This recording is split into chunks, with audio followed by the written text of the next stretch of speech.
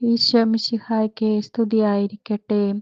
കർത്താവേ, ഈ പോയ വർഷം ഞങ്ങളെ കാത്തു പരിപാലിച്ചതിനായി അങ്ങയോട് ഞങ്ങൾ നന്ദി പറയുന്നു. ഈ വരുന്ന പുതുവർഷത്തിലും ഞങ്ങളെ കാത്തു പരിപാലിക്കണമേ എന്ന് അങ്ങയോട് ഞങ്ങൾ പ്രാർത്ഥിക്കുന്നു. എല്ലാവർക്കും പുതുവർഷാശംസകൾ. 90-ാം സങ്കീർത്തനം 17-ാം വാക്യം.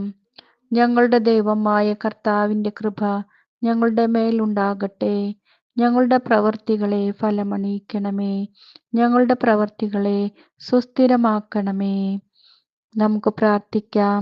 സ്നേഹപിതാവായ ദൈവമേ, എല്ലാം സൃഷ്ടിച്ച് പരിപാലിക്കുന്ന കാരുണ്യവാനായ കർത്താവേ, ഈ പുതിയ വർഷത്തിൻ്റെ ആരംഭത്തിൽ ഞങ്ങൾ അങ്ങേ സന്നിധിയിൽ അണയുന്നു. അങ്ങയുടെ ദിവ്യ സാന്നിധ്യം ഏറ്റുപറയുന്നു. അങ്ങയെ ഞങ്ങൾ ആരാധിക്കുന്നു.